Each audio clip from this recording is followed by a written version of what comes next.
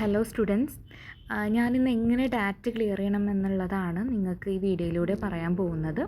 Data എന്ന് പറയുന്നത് നിങ്ങൾക്ക് JRF ഇല്ലെങ്കിൽ നിങ്ങൾക്ക് PhDക്ക് അഡ്മിഷൻ കിട്ടാവുന്ന ഒരു ടെസ്റ്റാണ് ഡാറ്റ എന്ന് പറയുന്നത്. കുസാറ്റ് നടത്തുന്നതാണ്. അതിൽ SMS കുസാറ്റ് നടത്തുന്ന ഡാറ്റിൻ്റെ പ്രീവിയസ് ക്വസ്റ്റ്യൻ പേപ്പറാണ് അതിനെപ്പറ്റിയുള്ള എക്സ്പീരിയൻസാണ് ഞാനിവിടെ ഷെയർ ചെയ്യുന്നത്. ഇത് ജൂൺ 2022 ഉണ്ടായിരുന്ന ക്വസ്റ്റ്യൻ പേപ്പറാണ്. അപ്പോൾ ഇതാണ് അതിൻ്റെ ഒരു പാറ്റേൺ എന്ന് പറയുന്നത്. നമുക്ക് 3 മണിക്കൂറായിരിക്കും തരുന്നുണ്ടാവുക. 100 മാർക്സിലായിരിക്കും ക്വസ്റ്റ്യൻ പേപ്പർ ഉണ്ടാവുക. അതിൽ 3 പാർട്ട് ഉണ്ടായിരിക്കും. ABC എന്ന് പറഞ്ഞ പാർട്ട്.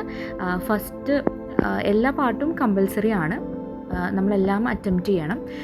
അതുപോലെ തന്നെ നമ്മൾ എങ്ങനെ ഈ ക്വസ്റ്റ്യൻസിന് അറ്റംപ്റ്റ് ചെയ്യുന്നു എന്നുള്ള ബേസിസിലായിരിക്കും നിങ്ങളുടെ സ്കോറും വരുന്നത്. അപ്പോൾ ഇപ്പോൾ ഇതിന് പ്രിപ്പയർ ചെയ്യുന്നവർ മേ ബി ഒരു UGC നെറ്റ് പോലെയോ അങ്ങനെ അല്ലെങ്കിൽ വേറെ ഏതെങ്കിലും എക്സാംസിൻ്റെ പോലെ നമ്മൾ ക്വസ്റ്റ്യൻ ആൻസർ പാറ്റേൺസ് അല്ലെങ്കിൽ ഏതൊക്കെ തിയറീസ് അങ്ങനെയൊക്കെ ഡയറക്റ്റ് ക്വസ്റ്റ്യൻ ആയിരിക്കും ചിലപ്പോൾ എക്സ്പെക്റ്റ് ചെയ്യുന്നുണ്ടാവുക. ഈവൻ ഞാനും അത് എക്സ്പെക്റ്റ് ചെയ്തിട്ടായിരുന്നു ഈ ഒരു എക്സാം അറ്റൻഡ് ചെയ്തിട്ടുണ്ടായിരുന്നത്. ഞാൻ പ്രീവിയസ് ക്വസ്റ്റ്യൻ പേപ്പേഴ്സ് ഒന്നും നോക്കിയിട്ടുണ്ടായിരുന്നില്ല. അപ്പോൾ അങ്ങനെ വരുന്നൊരു സമയത്ത് നമ്മൾ എക്സ്പെക്റ്റ് ചെയ്യാത്ത രീതിയിലായിരിക്കും ക്വസ്റ്റ്യൻ പേപ്പർ ഉണ്ടാവുക. അപ്പോൾ നിങ്ങൾക്ക് ഈ ക്വസ്റ്റ്യൻസ് വായിച്ചാൽ തന്നെ നിങ്ങൾക്ക് മനസ്സിലാവും കൂടുതലും അപ്ലിക്കേഷൻ ലെവലായിരിക്കും ക്വസ്റ്റ്യൻസ്. കൂടുതലെന്നല്ല, എല്ലാ ക്വസ്റ്റ്യൻസും അപ്ലിക്കേഷൻ ലെവൽ തന്നെ ആയിരിക്കും. അപ്പോൾ നിങ്ങൾ പഠിച്ച കാര്യങ്ങൾ നിങ്ങളുടെ ഈ ഒരു ക്വസ്റ്റ്യനിൽ നിങ്ങൾ അപ്ലൈ ചെയ്യാണ് വേണ്ടത്. ഇപ്പോൾ എന്തെങ്കിലും ഒരു ക്വസ്റ്റ്യൻ വന്നു കഴിഞ്ഞാൽ ആ ക്വസ്റ്റ്യനിൽ നിങ്ങൾ പഠിച്ചതായിട്ടുള്ള ആ സിലബസിൽ വരുന്ന ആ ഒരു ടോപ്പിക്കിൽ വരുന്ന കുറേ കാര്യങ്ങളുണ്ടായിരിക്കും, കുറേ പോയിൻറ്റ്സ് ഉണ്ടായിരിക്കും, കുറേ തിയറീസ് ഉണ്ടായിരിക്കും. അത് നിങ്ങൾ ഈ ആൻസറിൽ ഉൾപ്പെടുത്തുക. പ്ലസ് നിങ്ങൾ ഒരു എക്സാമ്പിൾസൊക്കെ വെച്ച് എഴുതാൻ പറ്റുവാണെങ്കിൽ വളരെ നന്നായിരിക്കും. എന്താ പറയുക, ഇപ്പോഴത്തെ കറണ്ടായിട്ടുള്ള ഏതെങ്കിലും എക്സാമ്പിൾസ് നിങ്ങൾക്ക് കോട്ട് ചെയ്യാൻ പറ്റുമെങ്കിൽ വളരെ ഹെൽപ്ഫുള്ളായിരിക്കും സ്കോർ ചെയ്യാൻ വേണ്ടിയിട്ട്. അപ്പോൾ ഞാൻ ഈ ക്വസ്റ്റ്യൻസൊക്കെ അറ്റംപ്റ്റ് ചെയ്ത് ആ ഒരു രീതിയിലായിരുന്നു. ഇപ്പോഴത്തെ കറണ്ടായിട്ടുള്ള കറണ്ട് അഫെയർസ് വെച്ചിട്ടുള്ള എക്സാമ്പിൾസും പ്ലസ് എനിക്കറിയാവുന്ന ഞാൻ സിലബസിൽ പഠിച്ചുള്ള പോയിൻറ്റ്സും പിന്നെ ജനറലായിട്ട് ഉള്ള കുറച്ച് കാര്യങ്ങളും കൂടിയിട്ടാണ് എഴുതിയിട്ടുണ്ടായിരുന്നത്. പിന്നെ ഇപ്പോൾ ഇതിൽ ഇപ്പോൾ ഈ 4th ക്വസ്റ്റ്യനൊക്കെ നിങ്ങൾക്ക് വായിച്ച് നോക്കിയാൽ മനസ്സിലാവും. അപ്പോൾ നമ്മളുടെ അടുത്ത് ആണ് നമ്മൾക്ക് ഒരു സിറ്റുവേഷൻ നമ്മളവിടെ എങ്ങനെ ചെയ്യും അല്ലെങ്കിൽ നമ്മളെങ്ങനെ അത് ഈ ഒരു പോളിസീസ് അഡോപ്റ്റ് ചെയ്യും അങ്ങനെയുള്ള രീതിയിലായിരിക്കും കൂടുതലും ക്വസ്റ്റ്യൻസ് ഉണ്ടായിരിക്കുക. അപ്പോൾ ഇങ്ങനെയാണ് ക്വസ്റ്റ്യൻസ് ഉണ്ടാവുക. നിങ്ങൾ എല്ലാ ക്വസ്റ്റ്യൻസും അറ്റംപ്റ്റ് ഇതിൽ പറയുന്ന അപ്പോൾ ഇതിൽ 4 ക്വസ്റ്റ്യൻസാണ് അറ്റംപ്റ്റ് ചെയ്യേണ്ടത്.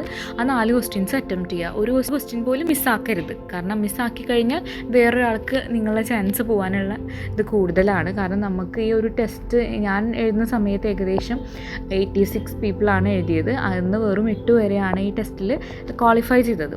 സോ ആ ഒരു കാര്യം നിങ്ങളെപ്പോഴും ആലോചിക്കണം. But it's not that tough. നിങ്ങൾക്ക് കുറച്ചൊരു അനലിറ്റിക്കൽ സ്കില്ല് ഉണ്ടെങ്കിൽ നിങ്ങളെ ആ ക്വസ്റ്റ്യൻ ഒന്ന് അനലൈസ് ചെയ്ത് നിങ്ങൾക്ക് എഴുതാൻ പറ്റുമെങ്കിൽ ക്രാക്ക് ചെയ്യാവുന്നത് തന്നെയാണ് ഈ ഡാറ്റ എന്ന് പറയുന്നത്. പിന്നെ അതുപോലെ റിസർച്ച് മെത്തഡോളജി പാർട്ട് ഉണ്ടായിരിക്കും. ഇപ്പോൾ നിങ്ങൾക്ക് ഓരോ ക്വസ്റ്റ്യൻസും ഒരു ചിലപ്പം റിസർച്ച് റിപ്പോർട്ട്സ് പിന്നെ അതുപോലെ ടെസ്റ്റുകൾ അതിനെ പറ്റിയിട്ടൊക്കെ നിങ്ങൾ പഠിച്ചിട്ടുണ്ടാവും. അപ്പോൾ അതൊക്കെ അപ്ലൈ ചെയ്യാവുന്ന ക്വസ്റ്റ്യൻസ് ആയിരിക്കും ഇതിലുണ്ടായിരിക്കുക. പിന്നെ അതുപോലെ നിങ്ങൾ ഏതാണോ സ്പെഷ്യലൈസേഷൻ ചൂസ് ചെയ്തിരിക്കുന്നത്, ഫിനാൻസ് ആണോ അല്ലെങ്കിൽ HR ആണോ അല്ലെങ്കിൽ മാർക്കറ്റിംഗ് ആണോ, അതനുസരിച്ചിട്ട് നിങ്ങൾ ആ സെക്ഷനിലുള്ള ടോപ്പിക്സ് ചൂസ് ചെയ്യണം. അപ്പോൾ ഞാൻ HR ആയിരുന്നു.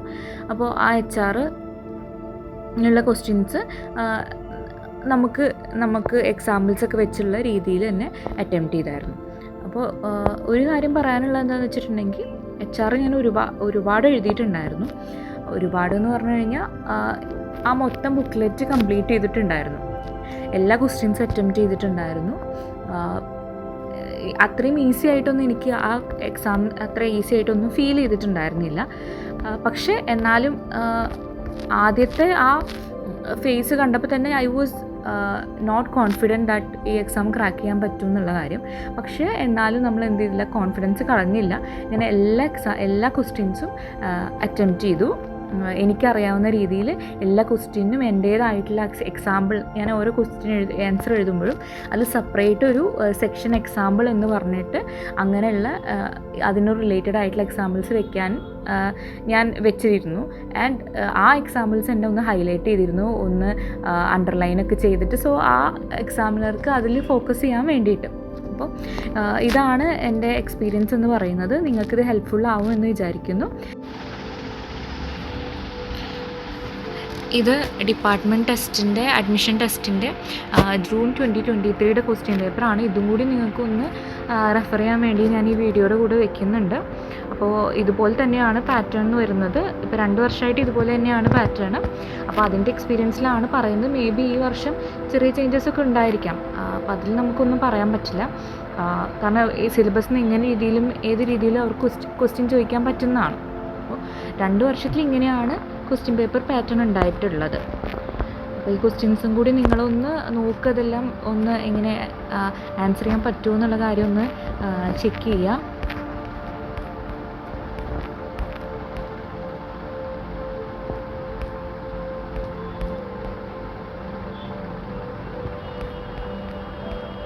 ഇതുപോലെയാണ് ക്വസ്റ്റ്യൻസ് വരുന്നത്.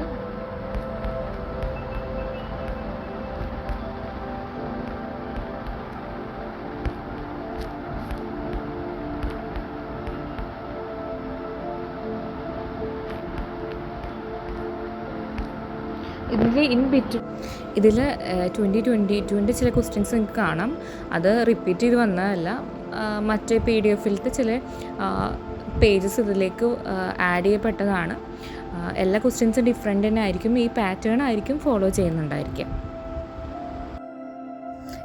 എൻ്റെ മാത്രം എക്സ്പീരിയൻസ് അല്ല, ഞാൻ എൻ്റെ കൂടെ ക്ലിയർ ചെയ്ത് എല്ലാവരുടെ അടുത്തും ചോദിച്ചു. അപ്പോൾ എല്ലാവരും പറഞ്ഞൊരു കാര്യം, എല്ലാ ക്വസ്റ്റ്യൻസും അറ്റംപ്റ്റ് ചെയ്തിരുന്നു എന്നാണ് എല്ലാവരും പറഞ്ഞത്. പിന്നെ ഈ പറഞ്ഞ പോലെ അവരും കുറേയും കൂടി ആപ്ലിക്കേഷൻ ലെവൽ മനസ്സിലാക്കിയിട്ടാണ് അതിന് ഉത്തരങ്ങളും കൊടുത്തിരുന്നത്.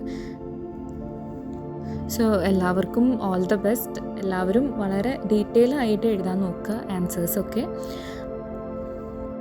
വൺസ് നിങ്ങളിത് ക്ലിയർ ചെയ്ത് കഴിഞ്ഞാൽ നിങ്ങൾക്ക് പിന്നെ ഇൻ്റർവ്യൂ ഉണ്ടാവും. അതിന് ശേഷമായിരിക്കും നിങ്ങൾ ഇവിടെ അഡ്മിഷൻ കിട്ടിയോ ഇല്ലയെന്ന് തീരുമാനിക്കുന്നത്. ഇനി നിങ്ങൾക്ക് എന്തെങ്കിലും ഡൗട്ട്സ് ഉണ്ടെങ്കിൽ ഇതിൻ്റെ താഴെ കമൻറ്റ് ചെയ്യാവുന്നതാണ്. So thank you so much for watching.